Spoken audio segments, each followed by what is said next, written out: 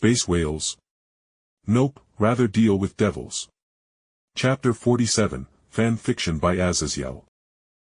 I had done my very worst to Itsuki Nakano, and by the end of the fucking I had literally fucked several holes into the wall as we broke the drywall using her back as a soft hammer, breaking everything. And by the end, Itsuki was a blissed-out mess as her dull eyes staring out emptily as I had mentally broke her. Just a little. And I walked out, confidently, with my clothes haphazardly put on, and Itsuki's well-fucked form being carried in my arms in a princess carry as I used my shirt to cover her body. But there was no hiding the dripping seed that seeped from between her legs to the widening eyes of her sisters, who flushed and refused to make eye contact with me, with Nino actually covering her face with a pillow in clear denial to look at me at all. I gently placed Itsuki on a bed and then, without saying a word, I went into a conjoined bathroom to get a couple of hand towels wet with some hot water, and then, even as whispers picked up, I walked back into their room and as the other sisters watched silently. I gently and caringly cleaned her sister up, wiping away the liquids that our coupling had created, and even wiped away the sweat on her face, as I spoke out quietly to the girls in the room. All right. Let her rest, she had formed a very strong contract, and I imagine you girls need to talk, so I am going to leave you guys alone for a bit. And with that, I leaned over and gently gave Itsuki's sleeping form a kiss on the brow before standing up and leaving so the girls could talk things over. As I still had a lot on my plate that wasn't just fucking a bunch of quintuplets into a puddle, even if that would actually help in my goals. I needed to get the funds to pay for my base to be built for my budding faction. I wanted to gain more power via snatching the legendary weapons from Shield Hero. And even now, I had the whole Riasa's riser fiancé situation coming to haunt me as she was likely going to seek me out as her own contracted mage. Now, maybe getting directly involved with Shield Hero is a bit too soon with my power level. As there are actually god-level entities there, and fucking with the heroes will get their attention on me. I thought before it hit me as a workaround, as I very briefly considered going to Konosuba for another leveling system. See, I had plenty of magical energy, I had my mystic eyes of death perception of killing damn near anything in close quarters, but the one thing I really needed was just strengthening my body to its maximum level.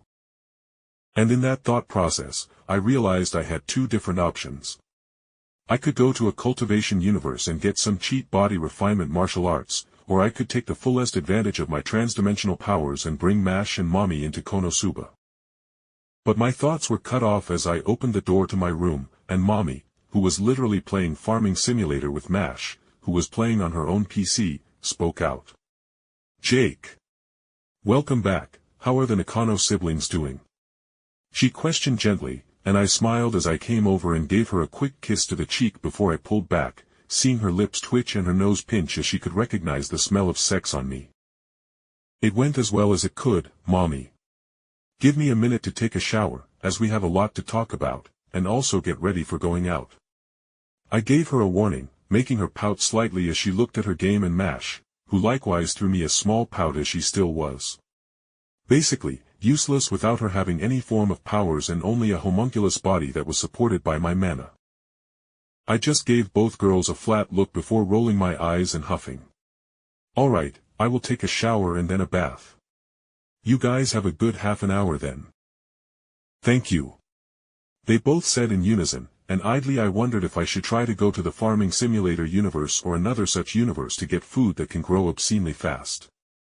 I mean, nothing was stopping me from going to World of Warcraft and learning some methods of resurrection as well. But in reality, the vast multiverse was honestly so daunting, and knowing that I needed to spend 2 weeks in that universe meant that even if no time passed in this universe, basically, since I left it, I wasn't too enthused about popping over to a universe, snatching, or otherwise learning some powerful ability, as I would need to stay in that universe and face the consequences of my actions in that universe.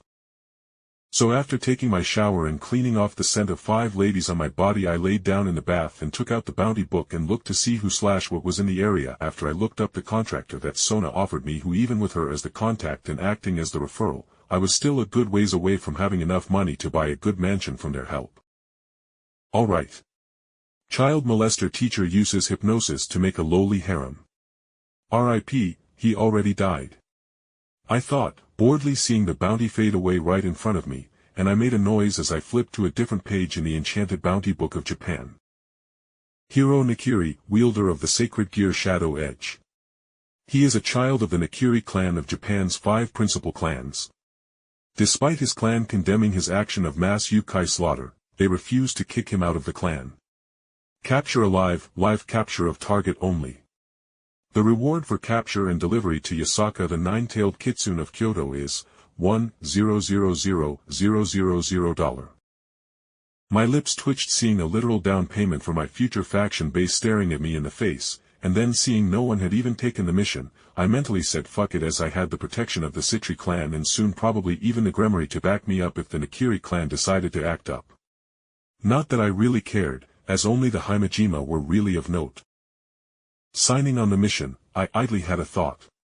Wouldn't it be hilarious if I learned to resurrect from the goddess Aqua in Konosuba and came back to DxD and fixed this world by bringing back everyone's dead moms? I thought with humor, as that would fix so much stuff in this universe. So with that final thought, I got up and quickly rinsed off the bathwater before heading outside to tell Mommy the news. We had a racist to go beat up and deliver him to the best MILF in the universe.